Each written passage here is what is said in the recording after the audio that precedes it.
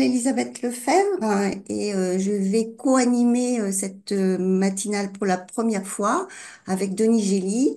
Denis Gély qui est le créateur de ces matinales 3AF pour le groupe Île-de-France. Euh, voilà, c'est une présentation un petit peu brève pour l'instant. Moi, je suis très heureuse de vous accueillir pour cette matinale 3AF sur l'intelligence artificielle. C'est un sujet qui, comme vous le savez, est d'actualité et à l'affiche de nombreux débats, articles et conférences ces derniers temps. Nous avons donc choisi ce sujet afin de vous donner quelques clés de compréhension sur cette nouvelle composante des sciences techniques. Alors, je vais laisser le soin aux experts après de donner la bonne appellation de, je ne sais pas s'il faut l'appeler une science, une application ou autre. Je leur laisserai le soin de le faire. Alors, Denis, Gélier et moi-même, nous sommes membres du groupe 3AF Île-de-France et nous allons animer cette matinale en laissant bien sûr une place prépondérante aux experts du sujet que nous avons réunis ce matin. Et donc, je nomme Juliette Mattioli, Claude Roche et Gauthier Picard. Je les remercie beaucoup d'avoir répondu positivement et avec beaucoup d'enthousiasme à notre appel. Et avant de passer la parole à Denis et Gély, je vais vous parler de quelques aspects logistiques pour que les débats se tiennent au mieux. Donc d'abord, la matinale va s'organiser en deux parties. Donc une première partie qui sera consacrée à un débat entre les trois experts, puis une deuxième partie où vous pourrez poser vos questions. Euh, donc ces questions, vous pourrez les poser soit par écrit via le chat euh, dès la première partie ou dès que vous avez besoin de poser une question, ou bien dans la seconde partie en levant la main. Et après, nous vous donnerons la parole uniquement dans la deuxième partie. Donc, en attendant cette deuxième partie, je vais demander à tous les auditeurs de fermer et les micros et les caméras de façon à laisser une bande passante suffisante et qu'il n'y ait pas trop de brouillage.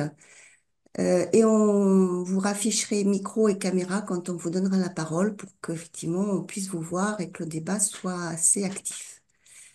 Voilà.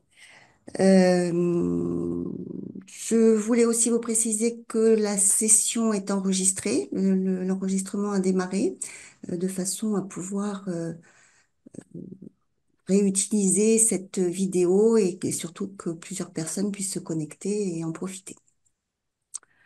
Voilà, je pense que j'ai dit l'essentiel pour que ce débat se tienne bien.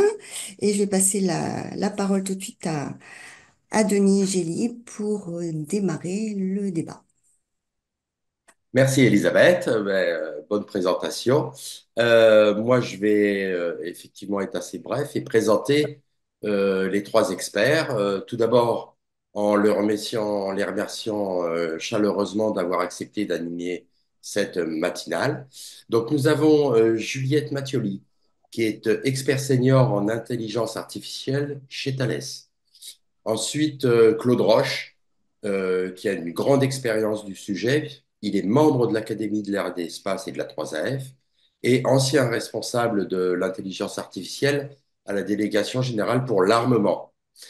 Et enfin, nous avons Gauthier Picard, qui est mon collègue de l'ONERA, qui est dans un centre de recherche et responsable du laboratoire d'IA à l'ONERA.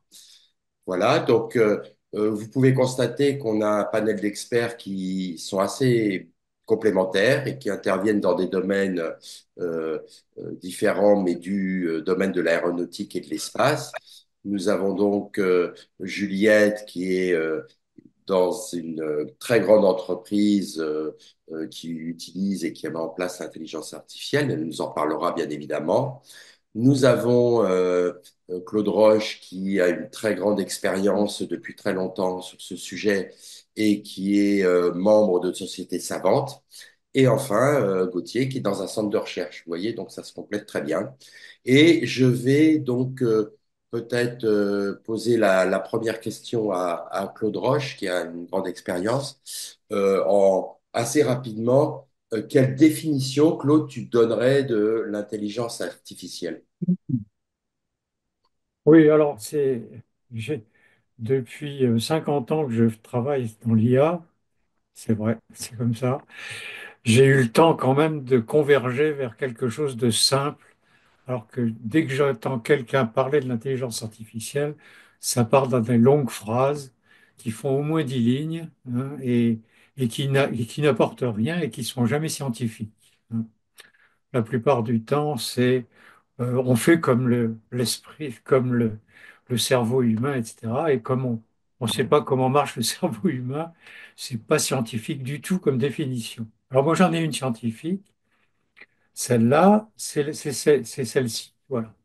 Quand vous voulez avoir un système autonome qui prend des décisions de manière autonome, avec des entrées de données, je dirais, un, un- un but à atteindre, d'accord, et une possibilité d'action, eh bien, il y a deux cas.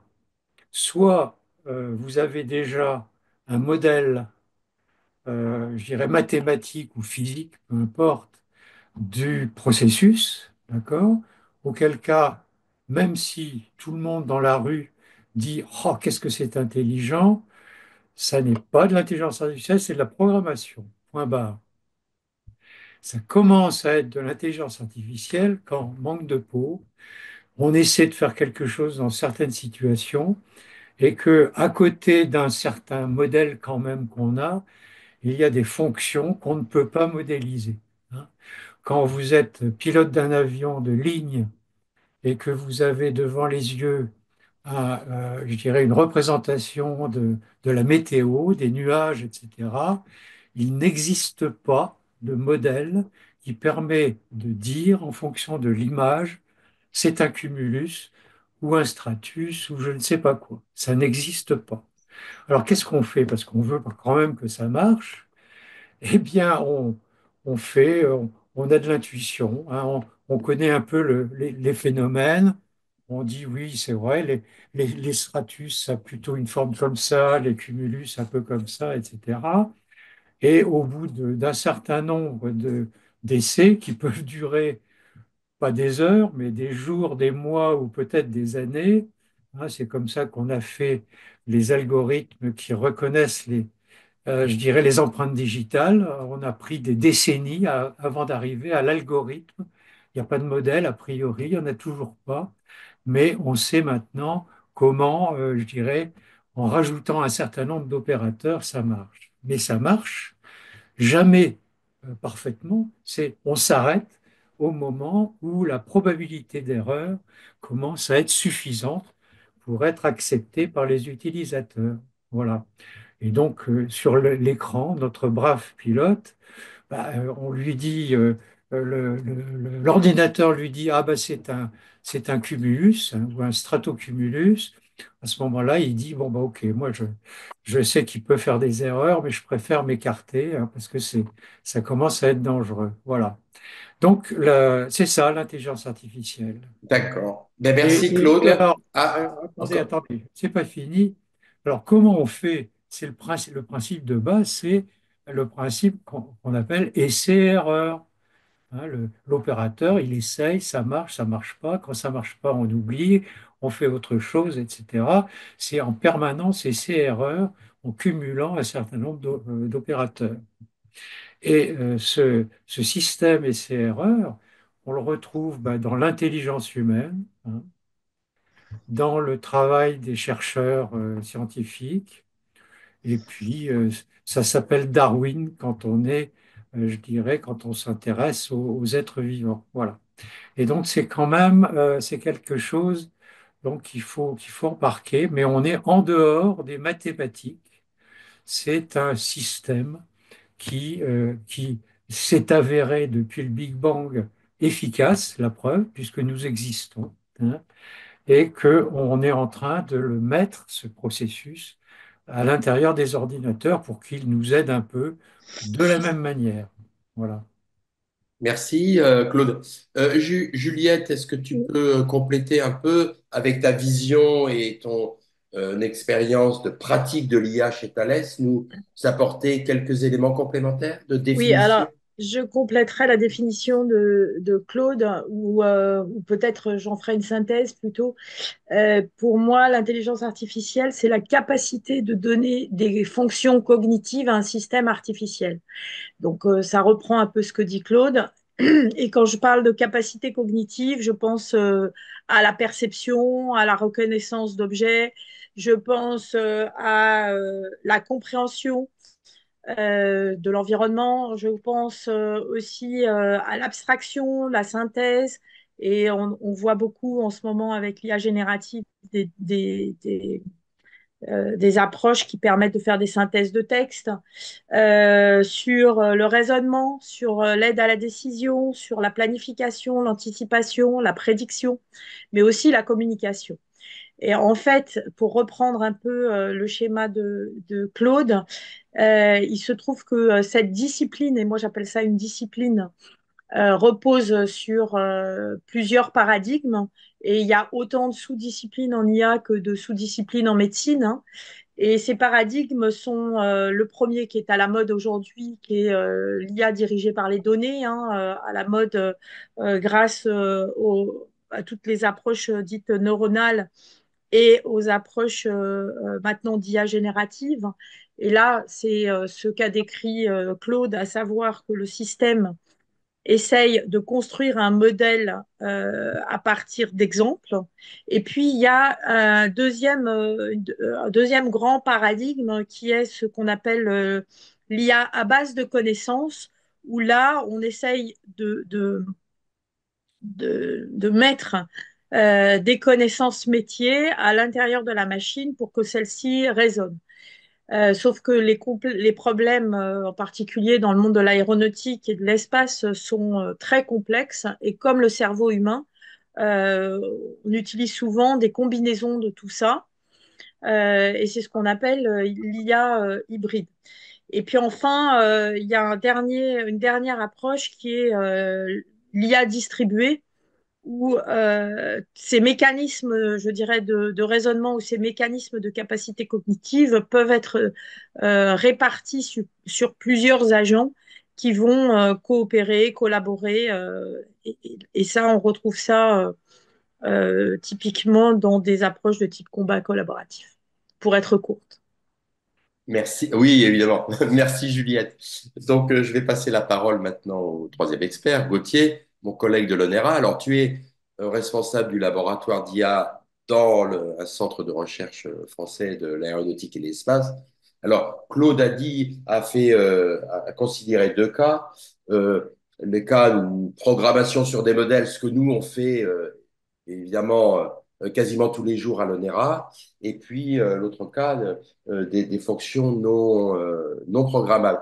Alors, pour toi, euh, dans le cadre de la recherche, pour faire progresser la recherche en intelligence artificielle, quel complément tu peux ajouter à ce qu'on vient d'entendre de la part de Claude et Juliette? Ah bah, je suis d'accord, je suis vraiment aligné avec ce que viennent de dire Claude et Juliette.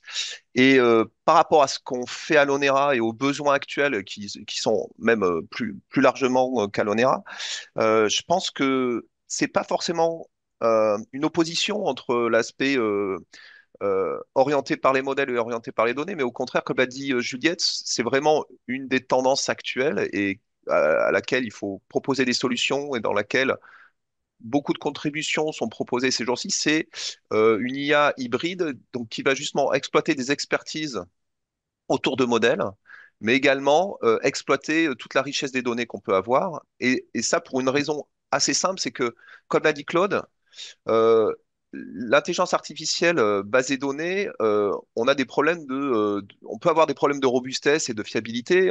Il y a des probabilités d'informations incorrectes, de décisions incorrectes.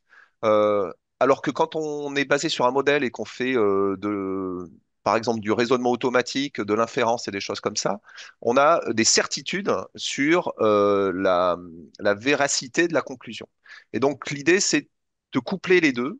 Et à l'ONERA, on a beaucoup d'approches qui sont orientées sur ce couplage entre exploiter des modèles pour lesquels on a des certitudes en termes de respect de contraintes, etc., mais également utiliser de l'apprentissage automatique, donc base et données, pour apprendre des fonctions qu'on ne connaît pas, pour approcher des heuristiques ou des critères d'évaluation dont il est trop difficile de d'écrire un modèle sur papier. Donc l'idée, c'est vraiment de coupler ce genre de choses. Et en gros, pour moi, dans ces aspects définition de l'IA, ce qui est important, c'est de se dire qu'est-ce qu'on veut faire avec des techniques issues de l'intelligence artificielle. Et quand j'enseignais l'intelligence artificielle à l'école des mines de Saint-Étienne, souvent ce que je leur montrais, c'est que finalement l'IA, c'est pour définir l'IA, il vaut mieux plutôt se dire qu'est-ce qu'on veut faire à un système de manière autonome, des prises de décision, des fonctions cognitives, etc. Donc, par exemple, est-ce qu'on peut lire un livre? Est-ce qu'on peut discuter avec ce système? Est-ce que ce système peut aller faire les courses à notre place? Est-ce que ce système peut conduire à notre place? Euh, et c'est à ce moment-là qu'on va définir quelles sont les techniques qu'on peut utiliser et surtout quelles sont les disciplines qui vont nous être nécessaires pour approcher ce système pour pouvoir construire cet artefact. On est vraiment dans du transdisciplinaire. Euh, des inspirations qui viennent bien sûr des neurosciences, qui viennent de la philosophie, qui viennent des mathématiques, de la logique formelle, etc. Beaucoup de choses. Et le tout, c'est que ben, l'intelligence artificielle, c'est toute une discipline qui regroupe tout ça. Et c'est pour ça que des fois, effectivement, la définition de l'intelligence artificielle est un peu longue et imprécise, etc. Mais c'est surtout parce que c'est une discipline et qu'il faut aller piocher les bons outils et aller euh, s'inspirer des bonnes sources pour pouvoir définir ses propres systèmes et les cadrer. Voilà. Alors, est-ce qu'on peut dire, tu viens d'utiliser, merci hein, Gauthier, le mot discipline. Est-ce que on peut considérer que c'est une discipline scientifique? Par exemple, à l'ONERA, on a l'aérodynamique, la thermique, etc. Est-ce que c'est transverse à toutes ces disciplines fondamentales ou est-ce que c'est une discipline en tant que telle? Je peux y répondre, je peux donner mon point de vue.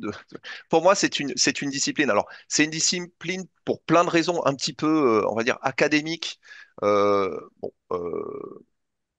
il y a des conférences sur cette thématique. Comme l'a dit Juliette, il y a beaucoup de sous-disciplines qui sont liées à l'intelligence artificielle et qui sont vraiment spécifiques.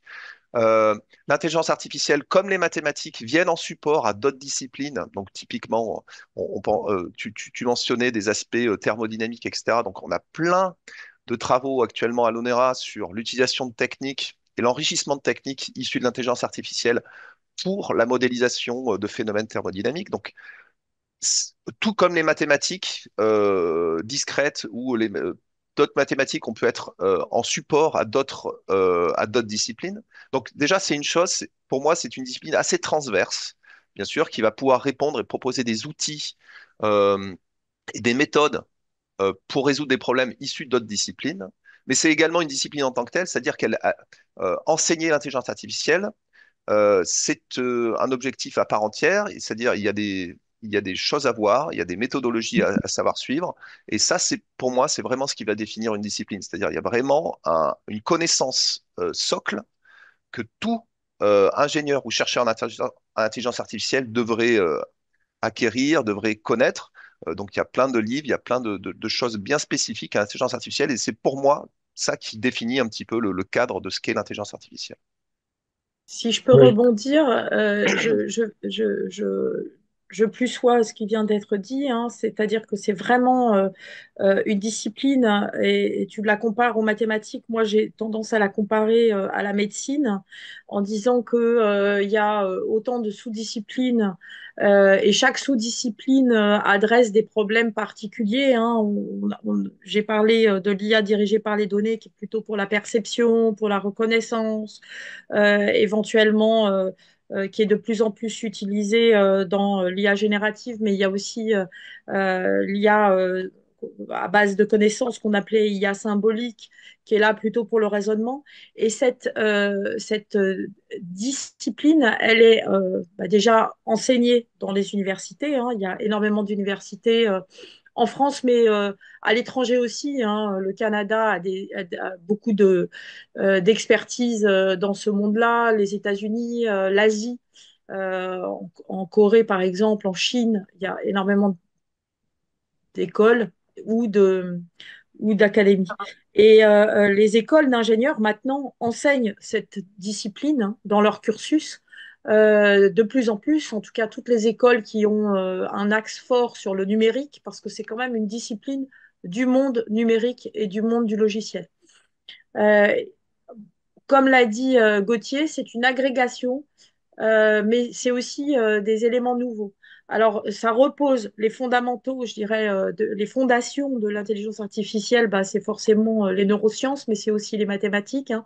Il y a beaucoup de statistiques, il y a beaucoup d'algèbre, il y a beaucoup d'optimisation dans l'intelligence artificielle. Ça repose aussi sur la linguistique, hein, et l'IA générative et tout ce qu'on voit autour de ChatGPT, c'est aussi à base de linguistique.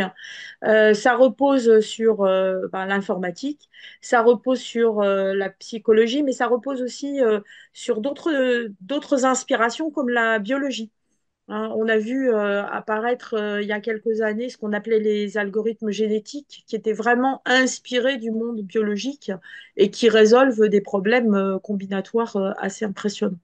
Donc, chaque technologie permet de résoudre, enfin en tout cas une famille de problèmes. En tout cas, elle est très bien, elle est très adaptée pour la résolution de familles de problèmes.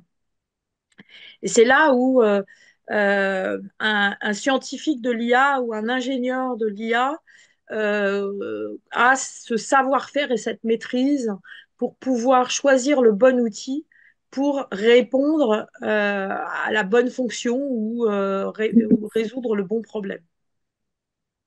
Oui, Juliette, je te comprends totalement, effectivement, mais tu te places là au niveau, ce que j'appelle moi des outils. On a des outils, on a une boîte à outils, hein, avec des méthodes statistiques, mathématiques, Pas logiques, nécessairement. Je me place et- aussi au niveau de la science, au niveau oui, de la conception de ces algorithmes, donc oui. de la partie. Alors, on parle beaucoup de data scientist, mais il y a l'équivalent qui est l'AI scientist qui cherche à trouver de nouvelles approches, de nouveaux algorithmes, de nouveaux paradigmes pour résoudre des problèmes non résolus aujourd'hui. Oui, enfin, il y a un exemple moi, qui me plaît beaucoup. Moi, c'est d'ailleurs dans le bouquin que j'ai sorti l'an dernier, dont je parle peut-être pas encore peut-être pas en détail d'ailleurs, mais enfin, peu importe. L'intelligence artificielle, c'est à la limite une imitation de l'intelligence humaine. Bon. Et je, je prends l'exemple du brave professeur Newton, hein. Il a vu que, il y a des corps qui tombent, c'est bizarre, hein, quand même. Il a vu qu'il se passait un certain nombre de trucs, et il se dit, il doit y avoir une attirance entre des objets. Voilà. Et donc, il- il a, son intuition lui dit, bon, il doit y avoir quelque chose derrière, hein. Et donc, il cherche une équation. Bon. Et puis, au bout d'un certain nombre d'années, il il découvre que entre deux corps, hein, je dirais, c'est la formule m1 multiplié par m2 divisé par d au carré qui fait l'attirance entre deux corps. Bon, ok. Et il se trouve que tous les gens, ça c'est de la statistique, vérifient que eh ben, c'est parfait, c'est vachement bien, c'est extraordinaire. Jusqu'au moment où il y a un mec un peu bizarre, lui, il s'appelle Einstein, hein, qui a dit, ah bah oui, c'est peut-être vrai, mais il y a des cas où ça marche pas. Il faut rajouter un coefficient qui s'appelle 1 racine de 1 moins V2 sur C2. Voilà. Et ben, ce processus-là, c'est exactement ce qu'on cherche quand on fabrique des systèmes d'intelligence artificielle. C'est-à-dire que le but de l'intelligence artificielle, c'est avec toute une batterie de modèles qu'on a de la vie qui vous entoure, et de la vie au sens large, hein, des modèles de société, des modèles de mécanique, des modèles électriques, des modèles que sais-je, des modèles. On a des modèles dans la tête qu'on a appris, on a appris par l'école ou par des discours ou par simplement une expérience. On dit, ah bah oui, tiens, on a trouvé quelque chose. Et et à ce moment-là, je dirais, le, la victoire, c'est pas seulement que ça marche, c'est qu'on a trouvé le modèle qui fait que ça marche. D'accord? Voilà. Et c'est l'intelligence artificielle est là. C'est voilà. Bon, donc effectivement, quand on trouve quelque chose, on croit à un moment donné qu'il n'y a pas d'erreur. En fait, non, il peut y en avoir des erreurs, ça arrive tout le temps, et on est toujours en train de faire des essais, essais-erreurs, et on s'adapte, etc. C'est un processus complètement adaptatif. On est là-dedans dans un univers qui n'est pas du tout mathématique. On est en train de modéliser le monde qui n'est pas mathématique. Et c'est un outil de compréhension, les mathématiques. C'est un outil. Voilà. Et à partir de ce moment-là, eh bien, il n'y a pas d'autre méthode que essai-erreur. On essaye, hein, on essaye telle idée, tel matériau pour faire ceci, cela, etc. Et c'est comme la société qui a inventé les avions, les avions qui volent. Au début, les idées, on veut faire comme les oiseaux, machin. Alors, je ne vais pas faire l'historique des avions, évidemment, mais c'est exactement ce processus-là. Et là, l'intelligence, c'est la société qui l'a, l'intelligence. Hein, il y a l'humain, il y a les animaux un peu, bon, il y a les hommes et puis il y a les machines maintenant, hein, qu'on essaye je dirais, d'apprendre à faire ce genre de processus. Voilà. Alors, Alors, j'ai entendu, merci Claude, parler de, bon, moi je ne suis pas du tout un spécialiste du domaine. Est-ce que vous pouvez éclairer ce qu'est l'IA générative, IA à base de connaissances, IA distribuée, réseau de neurones, enfin, les quelques mots-clés qu'on entend maintenant sur les ondes dès qu'il y a des émissions sur le sujet, est-ce que vous pouvez très rapidement, les uns et les autres, nous préciser chaque notion de base? Ouais, je peux y aller puisque c'est moi qui ai lâché les mots, ces mots-là. Je dirais que l'IA à base de données, dans lequel il y a toutes les techniques d'apprentissage, est très inspirée du cerveau et des réseaux de neurones.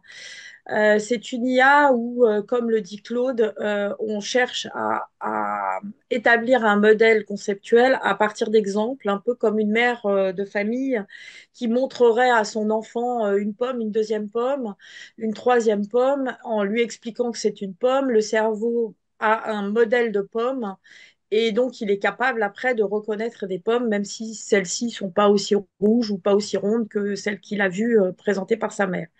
Donc, c'est vraiment inspiré du modèle neuronal du cerveau. C'est un modèle qui existe depuis un certain temps, puisque le premier modèle mathématique du réseau de neurones, c'est le perceptron.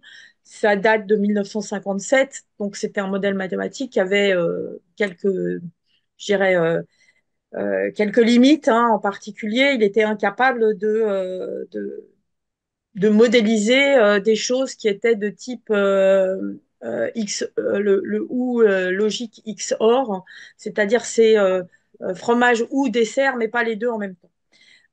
Donc ça, c'est le, la technique d'apprentissage. Elles ont été je dirais, pas mal utilisé au siècle dernier. Mais le boom de ces techniques-là, c'est avec l'arrivée du deep learning, l'apprentissage profond, où grâce aux puissances de calculateurs, on a pu faire des réseaux de neurones avec beaucoup de neurones et beaucoup de couches, comme le cerveau. Et Facebook a réussi à montrer qu'il était capable de reconnaître des visages mieux que le cerveau humain. Donc ça, c'est l'approche IA dirigée par les données. Dans ces technologies-là, il y a d'autres méthodes que l'apprentissage. J'ai cité les algorithmes génétiques qui sont là aussi, on part d'une population et puis on les croise à la Darwin pour essayer d'avoir de meilleures populations et de meilleurs exemples. C'est encore un principe, je dirais presque de generate and test, mais c'est plutôt utilisé pour essayer de résoudre des problèmes combinatoires, un peu comme autrefois avec le recuit simulé. De l'autre côté, il y a l'IA base de connaissances, donc l'IA symbolique.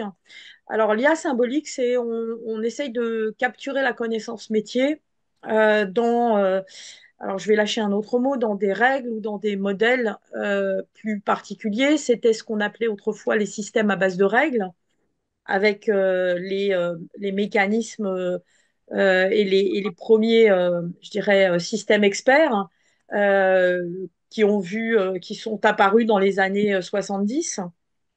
Mais c'est aussi toute la représentation et le raisonnement autour de la connaissance.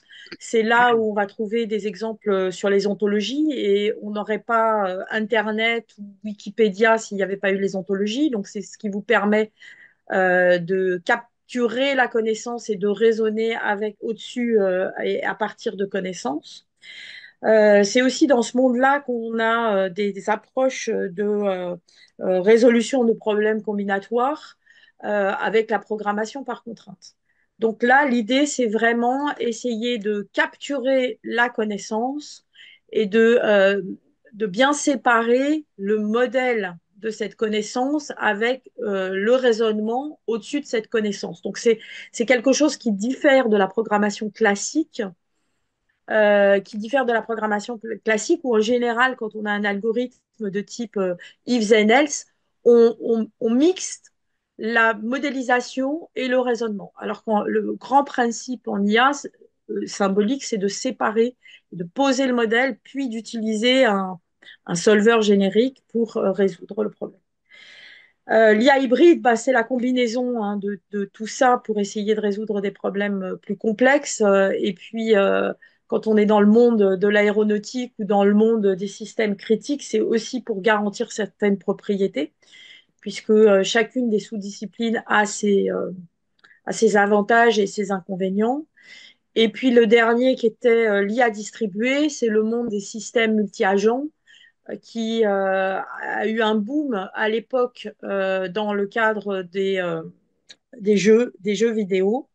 Pour ceux qui ont des enfants, vos enfants ont certainement joué au jeu des Sims et c'était vraiment le concept des systèmes multi-agents où chaque petit personnage avait son mécanisme de raisonnement, mais l'histoire n'était pas écrite à l'avance. Maintenant, c'est très utilisé dans des approches distribuées. J'ai cité le combat collaboratif. Et puis enfin, depuis fin 2022, on entend parler de l'IA générative.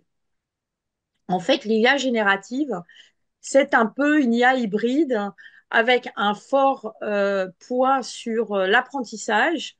Et si je ne parle que de l'IA générative à base de texte, l'idée est d'apprendre l'ensemble des textes, et en particulier ChatGPT a appris l'ensemble des textes d'Internet jusqu'à 2021, pour avoir un modèle probabiliste de phrases, à savoir que lorsque vous commencez à construire une phrase, ce modèle probabiliste vous prédit le mot suivant. Et comme ça, vous pouvez avoir des textes qui ont, je dirais, qui répondent à une question. Bien sûr, comme l'a dit Claude, ces textes peuvent être faux. C'est ce qu'on appelle les hallucinations dans le monde de l'IA générative. Donc, l'IA générative n'est pas toujours valide. Et puis, c'est un peu, c'est un peu ce que certains appelleront le perroquet stochastique, c'est-à-dire qu'on a appris par cœur et puis on essaye de reconstruire des phrases. C'est le même mécanisme qui a lieu pour l'IA générative sur des images ou pour la production de code.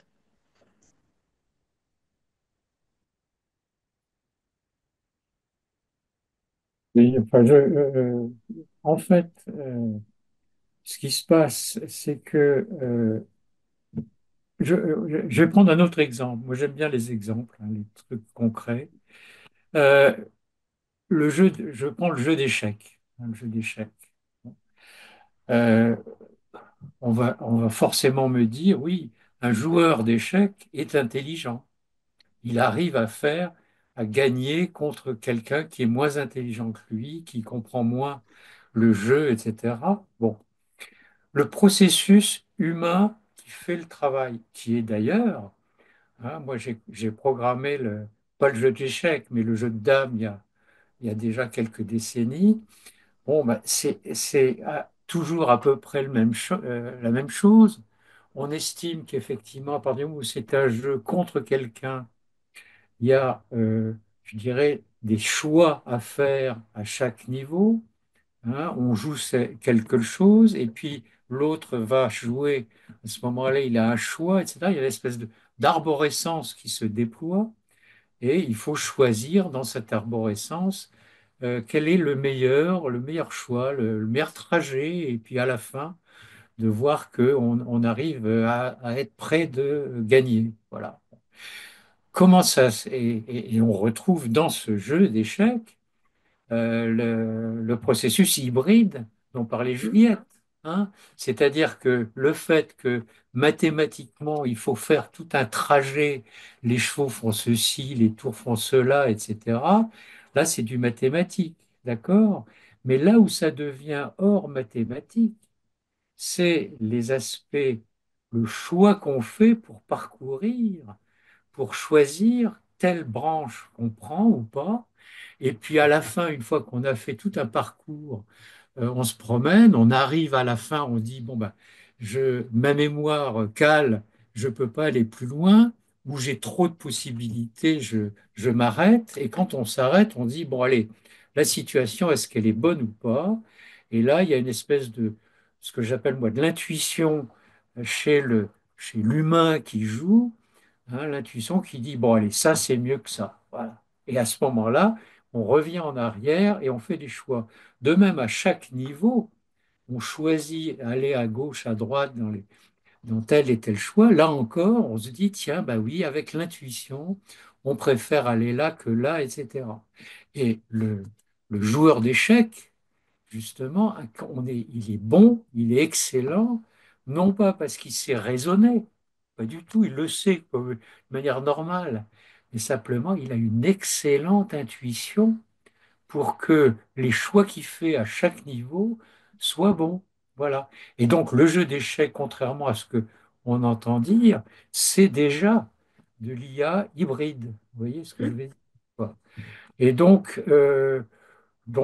il faut, c'est un mélange. Et moi, j'ai essayé, hein, bêtement, dans l'expérience que j'ai depuis quelque temps, de voir dans tel et tel cas où les choses sont intelligentes, que ce soit fait par des machines ou des humains, eh ben, il y a toujours de l'hybride. Il y a toujours de l'hybride. Alors, quand je commence à rencontrer, Juliette dit, ah oui, l'hybride, c'est important, mais dans tous les cas, je défie Juliette de me donner un cas mais réel, quelque chose qui marche, quelque chose qui fonctionne, hein, qui justement ne soit pas hybride, qui soit, Euh, je soit partage ton point de vue et je suis très fervente, comme Gauthier l'a souligné tout à l'heure, de l'IA hybride, surtout dans les applications industrielles pour lesquelles on a des exigences de performance, des exigences de validité, des exigences de responsabilité, etc., etc. Mhm. On Ah, est d'accord. j'aimerais éventuellement un petit peu abonder là dans la même direction que Claude. Donc, euh, disons que j'ai un petit point de désaccord sur le fait de dire que tout est hybride. Si on reprend l'exemple des échecs, donc ce dont tu parles sur l'évaluation de est-ce que cette situation elle est bonne ou est-ce qu'elle est mauvaise, c'est ce on appelle en général une heuristique. Et les premiers algorithmes même qui ont battu des humains, donc typiquement Deep Blue qui a battu Kasparov plusieurs fois aux échecs. En fait, l'heuristique qui disait est-ce que cette situation elle est bonne ou pas, c'était principalement à base de règles expertes. C'est-à-dire le score d'une situation était calculé à partir de règles bien fixes, à partir de parties qui avaient déjà été, qui existaient par ailleurs et qui avaient été enregistrées dans les championnats du monde d'échecs. Donc, on pourrait dire que finalement, cette heuristique, elle n'était pas vraiment apprise, elle était hard-codée, elle a été écrite par les développeurs de ce système, qui était très puissant parce qu'il pouvait aller loin en profondeur, comparer des situations à ce qui existait dans le catalogue des parties passées. Donc ça, on était malgré tout encore, pour moi, dans de l'IA dite symbolique ou basée modèle. On avait un arbre de recherche. Il suivait un processus que tout le monde connaît quand on code ce type de jeu. Et l'heuristique, elle était basée sur des connaissances expertes. Contrairement à ce qui s'est passé avec AlphaGo, où effectivement cette heuristique, elle a été apprise à partir de nombreuses parties. On a fait jouer des systèmes entre eux pour essayer d'apprendre les meilleures heuristiques possibles et la meilleure évaluation. Et là, pour moi, on est vraiment dans l'IA hybride, c'est-à-dire qu'on suit un processus de recherche arborescente classique, on évalue les situations, on explore un espace combinatoire, mais cela dit, ce qui va nous guider dans cet arbre-là, c'est une donnée, c'est une connaissance qui est apprise. Et donc, pour moi, là, on est vraiment clairement dans l'IA hybride. Pour moi, tout n'est pas forcément IA hybride, mais enfin, je comprends ce que tu veux dire à partir du moment où on essaye d'extraire des connaissances expertes pour en faire une évaluation, c'est l'apprentissage, mais on n'est pas forcément dans un processus d'apprentissage qui est fait par la machine elle-même. Voilà. Bon, Oui, oui, c'était non, juste mais attends, un petit comment. je veux dire, pour moi, que ce soit, je dirais, la manière avec les experts ou la manière avec l'intuition de chaque joueur, c'est le même processus. C'est-à-dire que quand le joueur d'échecs n'utilise pas je dirais, ce que les experts disent et disent il faut faire ci, ça dans tel et tel cas, etc., ça veut dire qu'il a sous-traité le travail d'intuition à ses professeurs. C'est les professeurs qui ont trouvé par la statistique que cette règle-là était bonne. Donc, c'est simplement le support de cette fonction qui est différent. Dans un cas, hein, l'intuition vient du mec tout seul. Dans l'autre, d'un ensemble d'experts qui a sorti un algorithme qu'on prend tel que et qu'on utilise. Voilà. Mais le principe de base est pareil, Hmm. non? Si, non, parce que ce que je dis, c'est d'où sort cette expertise et cet apprentissage? Est-ce que finalement ça vient de l'homme ou d'un collectif d'humains? Ou est-ce que finalement c'est la machine à partir de plein de données non structurées ou un peu structurées qui permet de Oh, sortir ça? mais c'est Sachant pas que, grave. ouais, sachant qu'il y a, ouais, il y a malgré tout une chose qui est très importante, c'est que ces systèmes-là, ils marchent très bien parce qu'on peut simuler. On peut simuler des parties de jeu, on peut les simuler ad vitam, on en fait on charge des Ouais, clusters de ouais, calcul pour faire des parties et on peut simuler plein d'alternatives et plein de jeux et plein de parties. Ce qui n'est pas ouais. forcément le cas et c'est pour ça que l'IA hybride c'est assez important parce que il y a des moments où on va pas avoir assez de données pour faire toutes ces simulations et donc on veut quand même malgré tout injecter de la connaissance experte et de l'intuition humaine issue d'un apprentissage de toute une histoire disciplinaire qu'on veut injecter dans le système. Ouais, ouais. Non, non, mais c'est quand même toujours, hein, une analyse statistique, hein, de ce qui s'est passé pendant une période sur un certain nombre de cas. Bon, voilà. Et la seule différence, c'est l'acteur qui est différent. Dans un cas, c'est l'ordinateur lui-même avec beaucoup de données. Dans un autre cas, c'est beaucoup de bons hommes ou beaucoup d'ordinateurs qui ont des expériences différentes et dont on fait la synthèse. Voilà. Bon. Mais on peut, une fois qu'on a dit ça, on n'a pas résolu le problème, hein. On est Il bien d'accord. faut, il y a tout un travail colossal qu'il faut faire, mais il faut avoir l'esprit, c'est ça qui est à la base, quoi, hein, de voir quelle est la base de la logique avec les modèles qu'on connaît déjà. Bon, et ça, c'est la règle du jeu d'échecs. Bon, on la connaît depuis des décennies, des décennies, des siècles, sinon plus. Et là, par contre, l'intuition, ça s'acquiert. Et il faut avoir des gens qui sont capables de faire des synthèses de ces statistiques pour trouver, pour créer les modèles, les modèles qui sont justement ceux qu'on utilise après pour aider aux joueurs à gagner, quoi, tu vois. Ouais. Après, je Euh, compléterai, parce que tu parles beaucoup de statistiques, hein, mais Ouais. il y a aussi une branche en intelligence artificielle qui permet de raisonner en, en information incomplète. Et cette branche, vous avez peut-être entendu parler, il s'agit de la logique floue qui permet de capturer des informations imparfaites, des informations qui sont pas forcément euh, enfin, ça part, et je vais reprendre un peu mon propos, ça part du fait que quand on parle de statistiques, on a quand même en mémoire que il y a les probabilités derrière, et qui dit probabilité dit je connais l'ensemble de l'univers. Et parfois, quand on est dans des systèmes d'aide à la décision, on ne connaît pas forcément l'ensemble de l'univers. Donc on peut raisonner en information imparfaite. Et la logique floue qui a été proposé par Zadeh il y a quelques années, hein, si mes souvenirs sont bons, c'est plutôt dans les années 80-90. Ça a permis ça. Je vais donner un exemple de contrôle flou que vous utilisez, c'est le réglage automatique de l'autofocus dans les appareils photo qu'on a dans nos téléphones, qui sont faites grâce à cette approche. Il y a un autre exemple dans le monde militaire et du combat aérien, c'est la petite société qui s'appelle Cybernetics, qui a permis de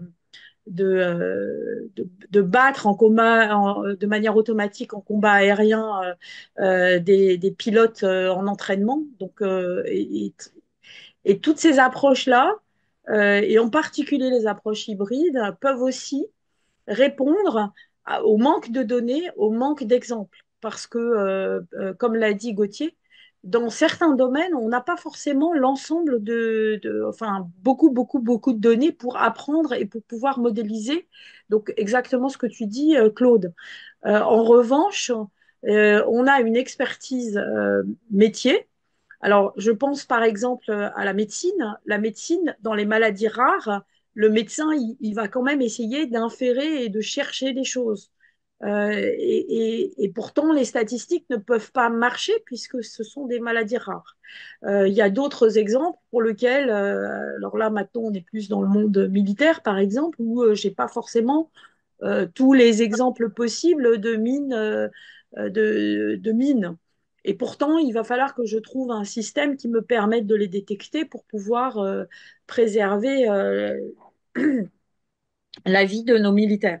Donc, toutes ces méthodes-là, c'est un peu c'est vraiment calé sur la façon dont l'humain a pour résoudre un problème. Alors, soit il le fait par exemple, soit il le fait par son expertise, soit il le fait parce qu'on lui a appris des règles, parce qu'on est dans le monde militaire et qu'il y a des doctrines, parce qu'on est dans le monde aéronautique et qu'il y a quand même la physique et d'autres modèles qui nous guident. Euh, mais on ne peut pas dire que tout est statistique, Claude. Il y a des choses qui ne sont pas forcément statistiques.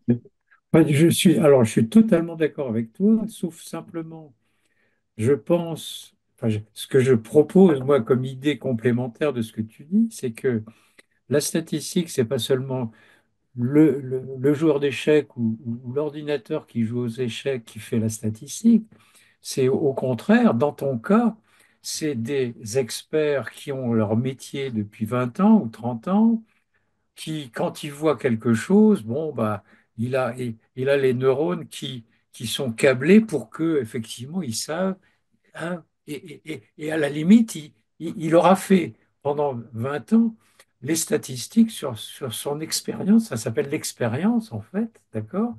Et à partir de cette expérience, eh bien, dans une situation nouvelle, bon, bah, même s'il ne l'a pas trouvé complètement, il trouve un ensemble de paramètres qui fait que, bon, bah, avec son expérience, c'est à peu près ça qu'il faut trouver. Mais le mot statistique, bon, c'est un peu, je dirais, c'est un mot qui est très précis en mathématiques, hein, bon, mais dans les faits, si tu veux, pour moi, c'est l'expérience qui, qui donne lieu après après, à la limite, un algorithme d'ailleurs, qui lui-même a été créé de manière statistique. Tu vois ce que je veux dire? C'est une, c'est, le, les algorithmes eux-mêmes résultent de travail intelligent pour créer ces algorithmes. Et même ces algorithmes-là sont créés par d'autres algorithmes. C'est un, comment dirais-je, il y a un mot qui le dit là, on arrive à justement avoir des opérateurs qui sont emboîtés comme des poupées russes, hein, d'accord? Et, euh, et plus on monte, plus on est, je dirais, on étend les choses de manière, je dirais, tenant compte de l'ensemble de l'expérience. Alors quand c'est des ordinateurs, ça peut être un an ou deux. Quand c'est les humains, avec la société, c'est des siècles, quoi, tu vois. Mais dans tous les cas, c'est le passé qu'on intègre, hein, et que on utilise pour prévoir il faut faire pour effectivement reconnaître telle et telle chose, tu vois. Votre débat est absolument passionnant. Vraiment, je vous remercie, mais à ce point que le temps passe très vite. Et il nous reste un peu plus d'une demi-heure et on a des questions qui sont arrivées sur le chat. Il y a une vingtaine de personnes qui ont été passionnées, j'imagine, par tout ce que vous venez d'échanger.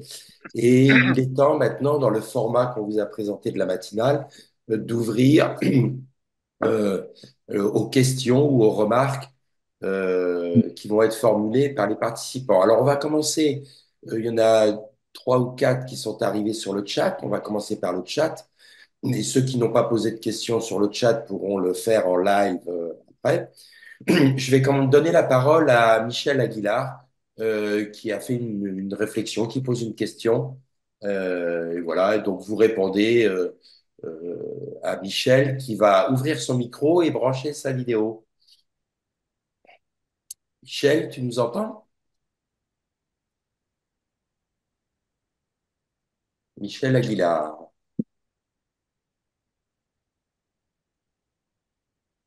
Alors, le temps que Michel nous rejoigne, il y avait une deuxième question de Pierre-André ou c'était plutôt une remarque.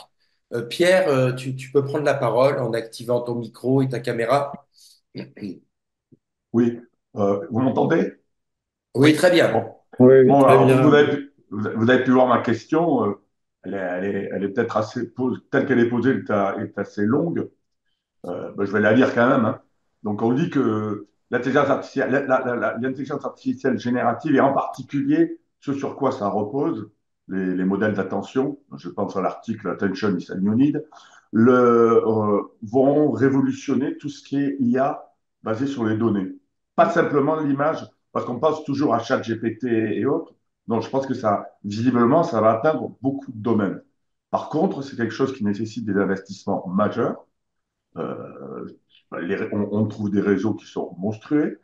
La masse de données pour apprendre et les puissances de calcul nécessaires, c'est monstrueux. D'où les contrats que l'on voit de quelques géants à se rapprocher des centrales nucléaires pour pouvoir avoir de l'électricité à bas coût. Donc on voit des investissements nécessaires importants. On en voit beaucoup aux États-Unis, on en voit beaucoup en Chine. Est-ce que l'Europe peut continuer à travailler de manière isolée, chaque pays, ou est-ce que la bataille est perdue et que la valeur ajoutée de chacun, ça sera de l'utilisation des moteurs de base faits par les géants, alors les GAFAM, mais il y en a d'autres, hein. Il n'y a pas Palantir, il y en a d'autres là derrière qui, eux, ont investi, eux ont des contrats. J'ai vu récemment que Palantir signait avec la défense américaine. Est-ce que doit-on chercher à se battre sur ce terrain-là pour la souveraineté ou doit-on chercher à miser que sur de la valeur ajoutée sur ces outils de base? Alors, je peux poser la question à Juliette, qui a peut-être un point de vue industriel. Thalès a peut-être fait son choix. Alors, d'abord, il faut savoir que dans ce domaine-là, il y a des Français hein, qui sont dans la course. Je Ouais, pense en Mistral, ouais, particulier à Mistral AI. ouais, ouais. Euh, alors, c'est vrai que ça nécessite des investissements, je dirais, des plateformes qui sont souvent monstrueuses, qui sont, je dirais pas, euh, éthiquement durables, hein, puisque ça consomme énormément d'énergie, ça demande donc des modèles qui sont très très gros. Oui, cette technologie-là, elle répond à pas mal de choses et elle est très prometteuse. On a vu ChatGPT, on a vu les données, mais on voit aussi de plus en plus Microsoft qui propose des outils pour faire de la génération de code. Donc ça va aussi aider le développeur logiciel à produire son code. En revanche, aujourd'hui, hein, et je dis bien aujourd'hui, peut-être que demain le problème sera résolu, mais aujourd'hui, l'IA générative n'est pas une IA de confiance. Alors, je m'explique. Pour les systèmes industriels responsables, et en particulier les systèmes critiques où l'erreur peut induire des catastrophes, hein, l'avionique par exemple, eh bien, l'IA générative n'est pas valide, hein, elle peut donner des résultats qui sont faux.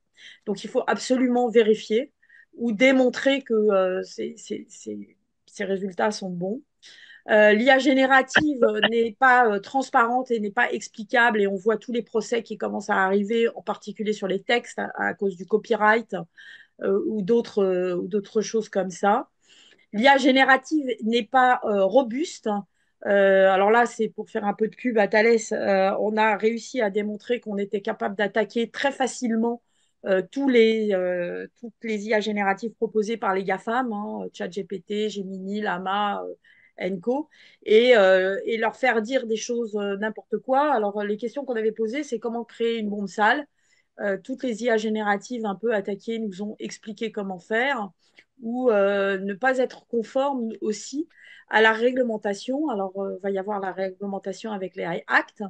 Euh, L'industrie aéronautique est en train de sortir je dirais, ses standards et l'IA générative ne répond pas à ces standards.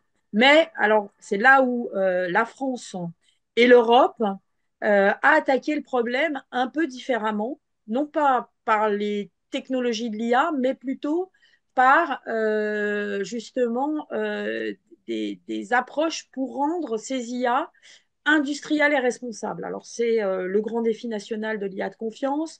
C'est en Europe les réseaux comme le réseau Taylor qui réunit l'ensemble des académiques pour se poser la question de qu'est-ce que c'est qu'une intelligence artificielle, alors qu'elle soit générative, qu'elle soit symbolique, qu'elle soit à base de données ou hybride, qui possède des propriétés de confiance, c'est-à-dire qu'elle est valide, qu'elle est robuste, qu'elle est explicable, qu'elle est transparente, qu'elle est fiable au sens fiabilité des systèmes hein, qu'elle est maintenable, qu'on peut la monitorer pour éviter des erreurs, etc.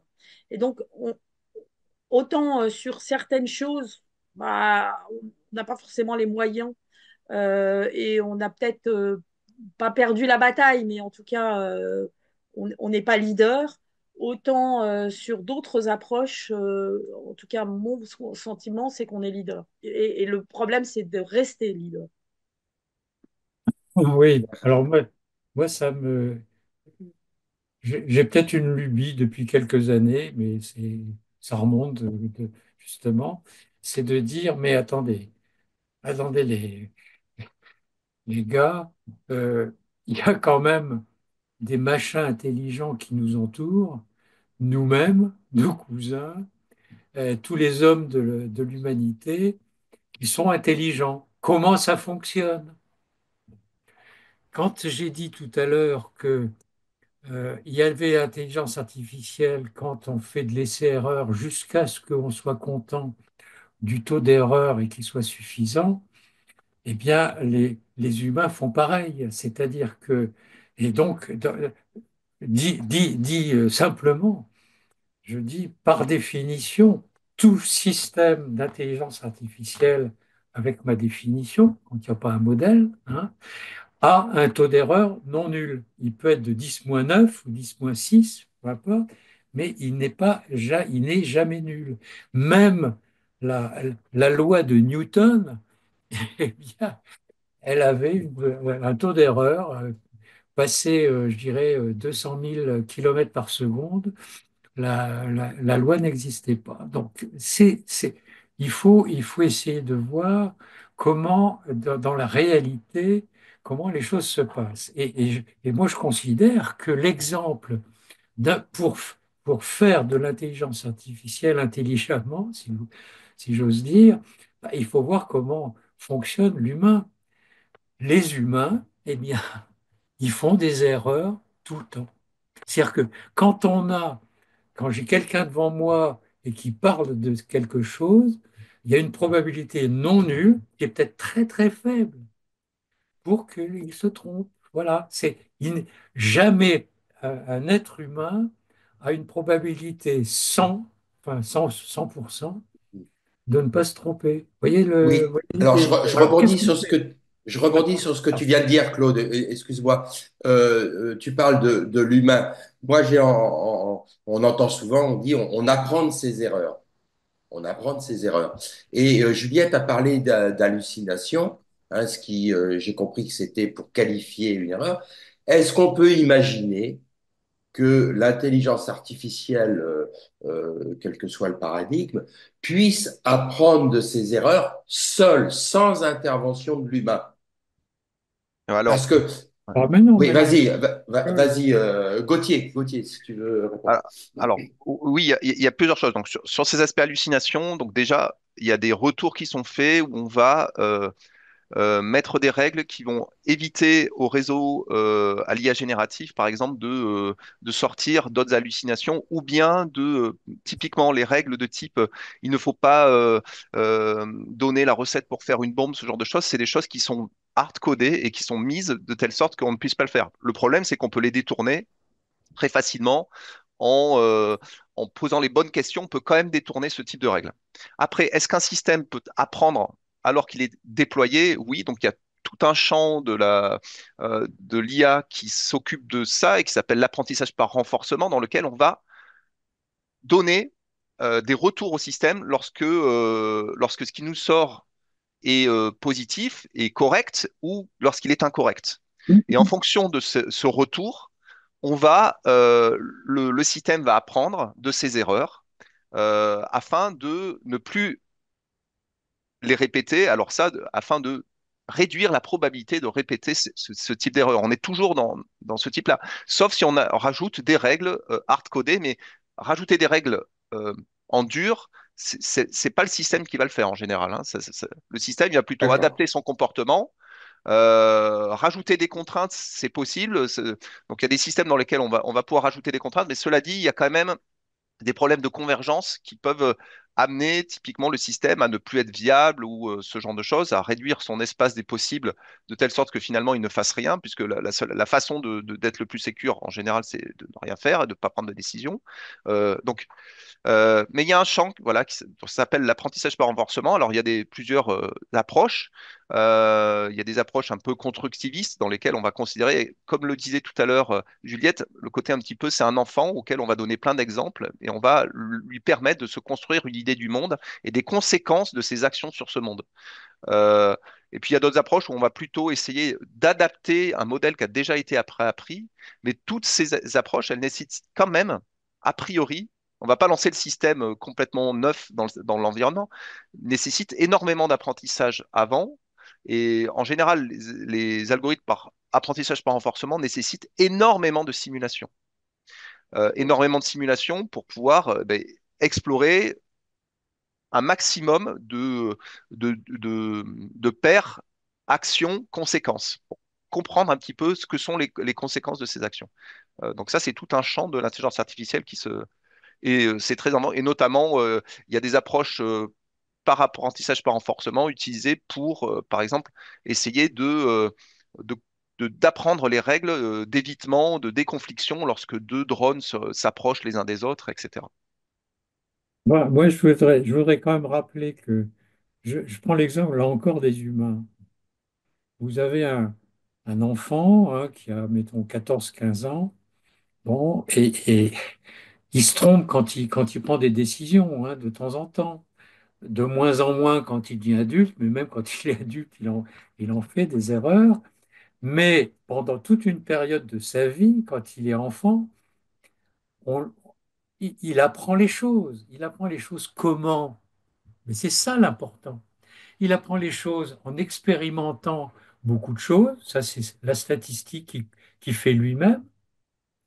Il apprend aussi parce on le met dans les mains d'un professeur qui, lui, a dans sa tête tout un tas, et dans ses bouquins, tout un tas d'idées que pendant les cours de classe, il injecte aux étudiants qui font la synthèse d'ailleurs entre ce qu'ils reçoivent comme information et ce qu'ils ont vécu au préalable. Et puis, il y a la troisième méthode, c'est de lire des bouquins qui expliquent ce que c'est, pourquoi, etc. Voilà. Et ben, pour un ordinateur, si on veut qu'il soit intelligent, c'est tout ça qu'il faut utiliser. Il faut un professeur qui lui apprenne, il faut lui donner de l'expérience pour qu'il complète, d'accord? Et que éventuellement il revienne en arrière et qu'il dise à son professeur, tu t'es trompé. Vous voyez ce que je veux dire? C'est tout un processus qui est lui-même un processus intelligent pour choisir quelle est la méthode pour apprendre. Vous voyez ce que je veux dire? Alors, C'est ce qu'on appelle la récursivité. La si je peux récursivité. compléter, donc Hein. toutes ces approches pédagogiques, c'est des choses qui ont inspiré des techniques d'apprentissage, le curriculum learning, le transfer learning, etc. Donc, Ouais. sont des choses qui sont faites, mais contrairement à un adolescent qui est en phase d'apprentissage. Donc, pour moi, l'adolescent en phase d'apprentissage, c'est le système qui va être en simulation, bien cadré. On va lui donner plein d'exemples, il va apprendre, faire plein d'erreurs, etc. Le problème, c'est une fois ce système qui a appris, qui est déployé sur un système autonome, un véhicule autonome qui va faire 1,5 tonne, qui va être mis sur une route, le problème de la responsabilité, un humain, il est responsable devant la loi, donc il va conduire, et s'il a décidé de prendre une voiture, il connaît les risques de prendre une voiture. Il y a des risques, effectivement, il peut faire des erreurs, avoir un accident, ou il peut être la victime d'une erreur, d'un accident, et il y aura des responsabilités.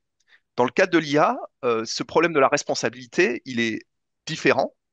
Qui est responsable? Si on met de l'intelligence artificielle dans la société, qui va prendre des décisions, qui va éventuellement agir sur l'environnement et peut-être mettre en danger des usagers, se pose quand même la question de la confiance qu'on peut avoir dans ces systèmes et donc ne pas reposer que sur de la statistique et des probabilités très faibles d'avoir des accidents. Il faut qu'on puisse retracer pourquoi cette décision a été prise. Et le problème des systèmes de type boîte noire, comme des réseaux de neurones, c'est qu'on ne va pas pouvoir forcément comprendre, retracer le cheminement, le raisonnement qu'a pu avoir le système pour prendre une décision qui a mené à un accident, par exemple. Donc, la phrase d'apprentissage, c'est une chose, mais une fois déployé, même ce système qui est à base de réseau neurone, qui a été appris, qui a été validé, pour lequel on a dit que les probabilités étaient très infimes qu'il y ait des déviances, malgré tout, ce système, il va être déployé, il risque d'avoir des conséquences néfastes. Il faut pouvoir retracer, au moment où il y a eu ces conséquences néfastes, le raisonnement. Et c'est pour ça que les approches IA hybrides, IA de confiance, ce sont des choses qui essayent de répondre à cette question-là. Les enjeux ne sont pas, enfin, on n'a pas encore répondu à toutes les questions, les enjeux sont quand même assez forts. Mais voilà, je voulais quand même préciser que cette phase d'apprentissage, on est d'accord, il faut faire des essais horaires, etc. Mais une fois que c'est déployé un système, il faut quand même pouvoir déterminer pourquoi il y a eu erreur. Alors, Oui, non, mais merci. Je vais rebondir Attendez, parce que excusez-moi. Ah oui, ouais. alors vas-y, mais très rapidement, parce Non, mais je il vais y a deux rebondir questions parce qu'il encore. y a il y a une remarque dans le chat qui va dans ce sens. Ah voilà, vas-y. Au sens, oui, il y a des taux d'erreur admissibles, y compris dans le monde aéronautique, hein. Mais ça suppose une autorité de certification. Aujourd'hui, L'Europe est en train de mettre en place ce qu'on appelle les actes pour nous guider dans ce que l'on doit faire. Et c'est une approche qui est vraiment orientée par le risque, hein, c'est-à-dire que les exigences ne sont pas les mêmes si le risque induit est très élevé ou pas du tout, comme un système de Mhm. recommandation. Mhm. Il y a des travaux scientifiques, et c'est là où je disais la France a une avance pour essayer d'apporter des méthodes et des outils pour répondre à cette question.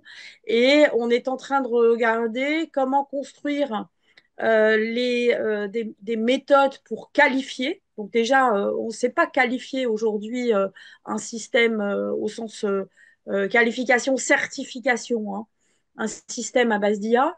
Et puis, on met en place, il y a des comités qui sont en train d'être mis en place pour avoir une autorité de certification. En France, les discussions sont autour de la CNIL et le LNE, le Laboratoire national d'essai, pour... alors, on n'en est pas à la certification, mais c'est plus l'équivalent d'une homologation. Parce que ce problème se pose aussi pour l'automobile, hein, ou pour la santé. Merci. Alors, on a deux questions sur le chat. Est-ce que Michel Aguilar est en ligne et veut poser sa question? Sinon, je la poserai. Michel, tu peux ouvrir ton micro et ta vidéo. Alors, le temps qu'il arrive, peut-on dire, la question de Michel Aguilar, peut-on dire que ce serait de la CAI, conception assistée en intelligence? Est-ce que c'est quelque chose qui... Je vois des sourires. Euh, Est-ce que ça veut dire quelque chose, la conception assistée en intelligence? Ouais, c'est un truisme. C'est-à-dire que quand on conçoit, il faut de l'intelligence pour concevoir de toute façon. D'accord. Donc, Je pense c'est qu'il pas quelque faisait, chose de nouveau, pas quelque oui, chose de nouveau. il faisait référence à la CAO, par exemple, conception assistée par ordinateur. Est-ce que, il y a un sens encore particulier? Est-ce que ce terme a du sens pour vous, Ah, experts?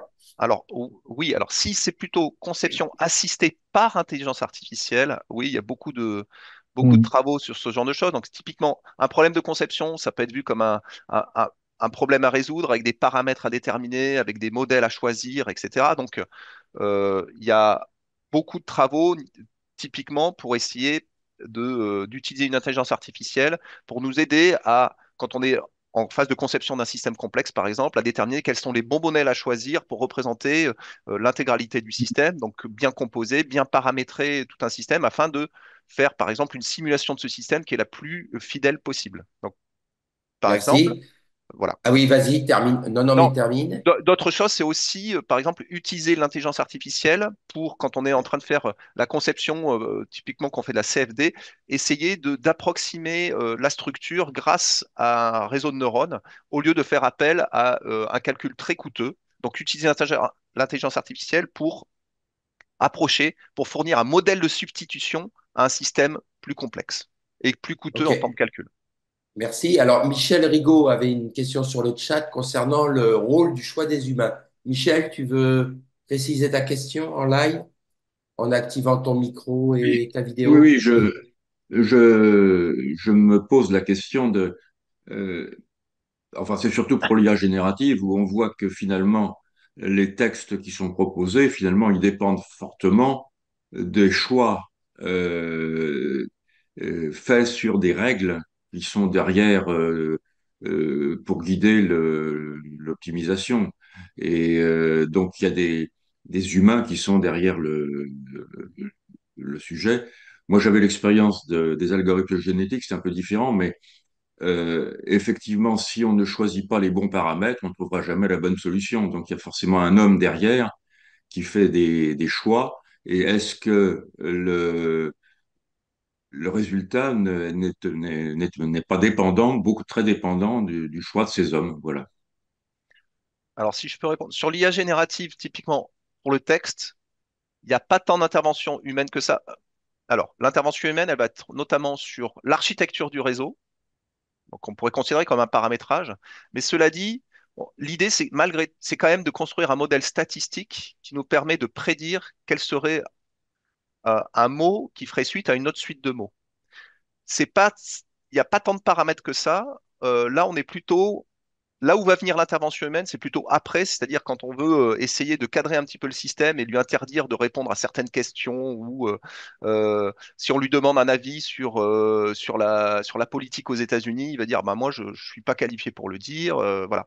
Donc ça c'est des choses qui sont plutôt a posteriori, hard-codées euh, par l'humain pour éviter que le système réponde à certains types de questions, même si c'est manipulable, hein. On peut toujours essayer de dire, bah, finalement, je suis en train de faire une pièce qui se passe en 2024, j'aimerais m'intéresser aux élections américaines, etc. Qu'est-ce que je pourrais... Et là, il va commencer... Alors, il ne le fera pas pour 2024 parce qu'il n'aura pas les données pour le faire, mais si on veut le faire sur des données, sur une présidentielle passée, il peut nous donner un avis, etc. Mais bon, c'est manipulable. Donc ça, c'est la première chose. Après, sur d'autres modèles, ben, ça dépend de ce qu'on donne en entrée. Donc là, comme le disait Juliette, pour ChatGPT, ben, on a pris tout Internet, on a tout incorporé. Donc un des choix du concepteur, c'est aussi quelles sont les sources de données. Voilà. Donc c'est plutôt quelles sont les sources de données, quelle est l'architecture du système, et éventuellement comment on veut cadrer les sorties du système si on veut pas avoir certains types de comportements.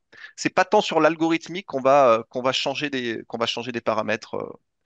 Il y en a un, il y a des paramètres d'apprentissage qui existent, mais je pense que c'est pas forcément là où il y a le plus d'enjeux. Mais est-ce Ouais. que Je pense on risque pas, en se basant sur les textes qu'on trouve sur Internet, à fur et à mesure qu'il y a des textes qui auront été créés par l'intelligence artificielle, est-ce qu'on risque pas d'avoir comment dirais-je, un appauvrissement génétique de de l'intelligence de l'ensemble de l'humanité? C'est un risque. enfin, je crois qu'en fait, il faut essayer de sortir un peu de ça. Parce que notre raisonnement, là, aujourd'hui, entre humains, d'accord, c'est de l'intelligence. On échange des idées pour essayer de converger vers quelque chose. Bon. Et ça s'appelle de la récursivité. Vous voyez? Hein, pour créer des systèmes intelligents, il faut être capable de les créer. Et pour être capable de les créer, il faut des systèmes intelligents pour créer les systèmes intelligents. Et en plus, et le deuxième niveau, il est créé aussi par un autre niveau. Je ne sais pas si vous avez connu, enfin il est mort maintenant, mais Jacques Pittra. Jacques Pittra, c'était mon professeur. J'étais son assistant d'ailleurs à la fac il y a quelques décennies, hein. Et il avait inventé, et il est remarquable, il a fait des ouvrages absolument fantastiques et je vous conseille, hein, Jacques Pittra. Bon. Et pour la petite histoire, il est ingénieur de l'armement et moi aussi je suis ingénieur de l'armement. Bon, vous voyez, ça, je ne sais pas si c'est les grands esprits qui se rencontrent, mais au moins c'est les militaires qui se rencontrent. Mais il avait créé un programme, alors là, de 100 000 instructions qu'il avait fait lui-même, etc. Il appelait ça le Kaya. Alors, le Kaya, c'est pas pour mes copains ingénieurs de l'armement, c'est pas je dirais la, je dirais l'association des ingénieurs de l'armement, hein, Kaya. C'est son programme s'appelait Kaya, ça voulait dire chercheur artificiel en intelligence artificielle. C'est-à-dire après avoir travaillé pendant des années, il a vu que jamais il arriverait à faire quelque chose qui soit vraiment intelligent s'il ne demande pas à l'ordinateur de chercher lui-même les meilleurs opérateurs pour être intelligent. Et il a compris que ces opérateurs-là, il fallait les créer aussi par d'autres opérateurs et peut-être par les mêmes d'ailleurs. Vous voyez ce que je veux dire? Bon, et, et, et dans notre réflexion à nous ici depuis tout à l'heure, on est toujours en train de dire le deuxième niveau, c'est l'humain qui le fait. Voilà. Sans imaginer qu'il faut demander à l'ordinateur que c'est plutôt, ça sera plus facile à lui de créer ces opérateurs qui, qui, qui, qui fait que l'ordinateur comprendra que de demander à un humain hein, qui a un certain nombre d'outils et qui joue avec ces outils, et puis sans qu'il y ait un succès fantastique. Vous voyez ce que je veux dire? Ok. Alors, on a une question, on va retourner sur le chat. Merci pour ces réponses. Puisqu'on arrive, on est proche de la fin de cette matinale, il nous reste quelques minutes.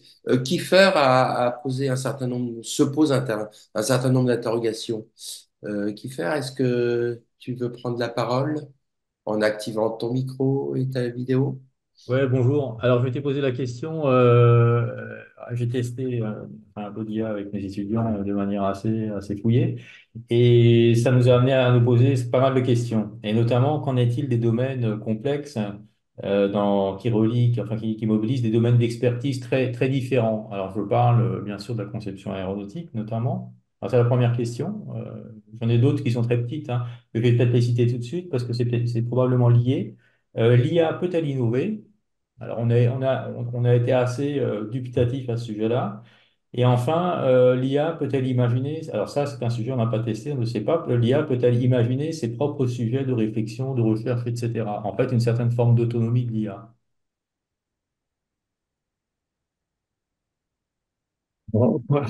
Alors là, je répondrai très vite et pour l'instant, non, mais je suis prêt à parier, enfin, je serai mort à ce moment-là, que dans quelques décennies, on y arrivera, bien sûr, évidemment. Et pas maintenant, hein, ça, alors là, on est loin de le faire. Je ne sais pas si j'ai répondu à la question, mais Si, si, Alors, sur relier les domaines d'expertise très différents, Gauthier en a parlé un peu en disant que l'IA pouvait, je dirais, être un moyen de capturer des expertises et de faire des simulations ou de modéliser de manière approximative certains domaines, hein. On a vu l'IA qui permet de prendre en compte des équations différentielles. On a vu des systèmes qui permettent de résoudre, qui capturent la biologie et qui permettent mais c'est toujours des raisonnements qui vont pas être forcément aussi pointus que la discipline en elle-même. Et il y a de plus en plus de couplage, hein, entre IA et biologie, entre IA et physique, IA et géométrie, etc., etc. Alors, l'IA peut-elle innover? Ça dépend de quelle innovation on parle. Si on parle d'une innovation incrémentale, peut-être, puisque en fait, c'est plus, on rajoute une fonction ou à partir de ce qui est fait. Aujourd'hui, mais c'est mon point de vue, l'innovation complètement disruptive, je ne pense pas que avec l'IA générative, puisque là, je pense qu'on parle de l'IA générative dans la question et pas forcément de toutes les IA, je ne pense pas qu'on y arrive. Incrémental, peut-être, mais à condition toujours de vérifier des propriétés je dirais, de responsabilité, de validité, etc. Et alors après, imaginer ses propres réflexions. Pour l'instant, ce n'est que de la statistique, donc c'est pas des propres réflexions, une digestion de ce qui existe avec des modèles statistiques pour essayer de répondre à une question. Mais peut-être que Merci. mes collègues ont des avis différents.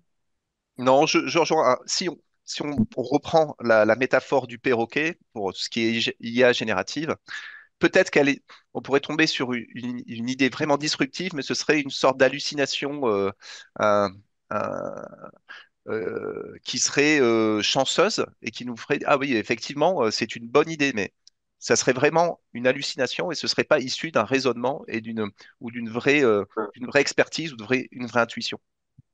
Ben, c'est peut-être un peu comme ça qu'on fonctionne, nous les hommes. Oui. Alors, vous voyez sur l'écran là apparaître un certain nombre de mots-clés. Je me rends compte que beaucoup ont été couverts hein, par les échanges entre les trois experts. Peut-être il nous reste encore une minute. L'IA connexionniste, est-ce que ça a été abordé ou c'est quelque chose qui est encore différent? Non, l'IA connexionniste, c'est ceux qui capturent l'IA à base de réseaux de neurones, puisque en fait, les réseaux de neurones sont des graphes hein, qui sont connectés ensemble, alors avec des structures ou des architectures différentes. Mais on est dans l'IA connexionniste et statistique, c'est ce qu'on appelle l'IA dirigée par les données. D'accord. Alors, est-ce qu'il y a des questions? On a Alors, il y éclusé a un sur mot. le chat. Oui, excuse-moi, Claude, on est quasiment à la fin. Je voulais donner la parole éventuellement à une question qui n'aurait pas été formulée sur le chat, mais un des participants voudrait poser. C'est le moment, il nous reste 1 minute.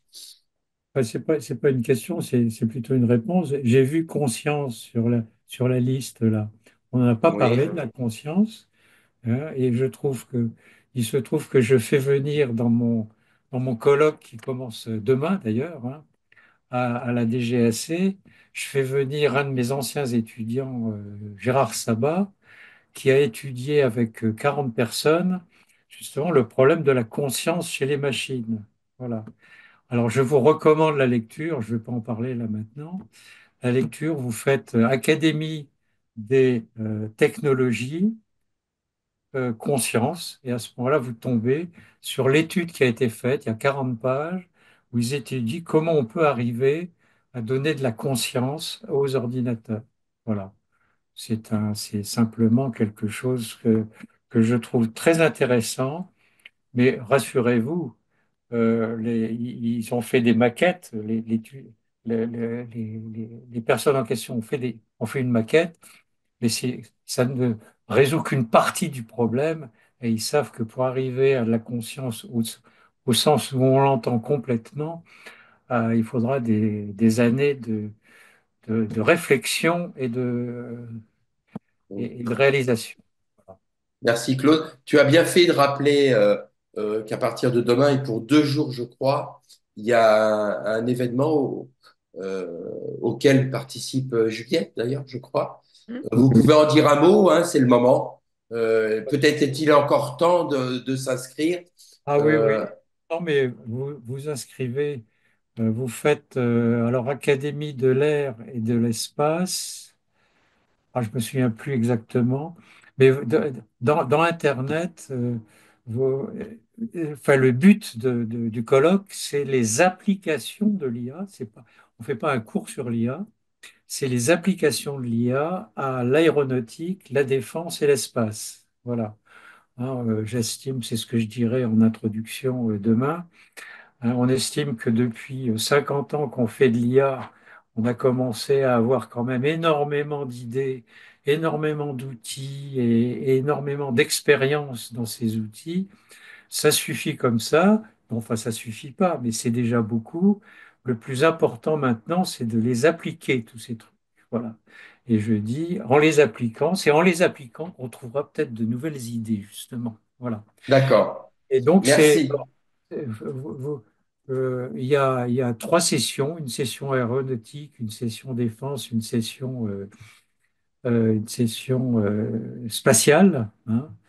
Et donc, Juliette est dans l'introduction avec avec David David Sadek Sadek. de Thalès pour introduire quand même, pour faire une espèce de round de réchauffement au début, pour dire aux gens qui vont réfléchir aux applications, voilà ce que c'est que l'IA quand même, quoi, voilà. Donc Juliette va peut-être parler de la même chose, mais enfin c'est elle qui est libre de dire ce qu'elle a envie de dire. Voilà. Voilà, nous venons de passer 1 heure et demie ensemble. Elisabeth, je te passe la main pour clore cette matinale tout à fait passionnante. Eh bien, écoutez, moi, j'ai suivi avec grand intérêt tous les débats et je crois avoir appris pas mal de notions sur cette discipline donc de l'intelligence artificielle. J'espère qu'il en est de même pour tous les auditeurs et que cela vous a passionné également. Et puis, bah, je vais remercier nos experts, hein, Juliette Mattioli, Claude Roche et Gauthier Picard, d'avoir bien voulu nous apprendre des choses et de passer 7 heures et demie avec nous. Voilà, c'était très très bien. Je ne sais pas si Denis, tu as autre chose à ajouter. Non, merci. Juste pour dire que nous avons une fréquence d'organisation de matinale de 2 par an. On espère passer à 3 parce qu'il y a plein de sujets d'actualité tout à fait passionnants. Et n'hésitez pas à consulter le site de la 3AF. Vous serez régulièrement informé de la nouvelle programmation de matinale. Voilà, merci à tous, merci aux participants. On était 24 comme attendu, donc il y a eu une bonne fidélité des inscrits pour participer. Merci encore aux 3 experts et à bientôt. Bonne Merci à journée. Merci. vous.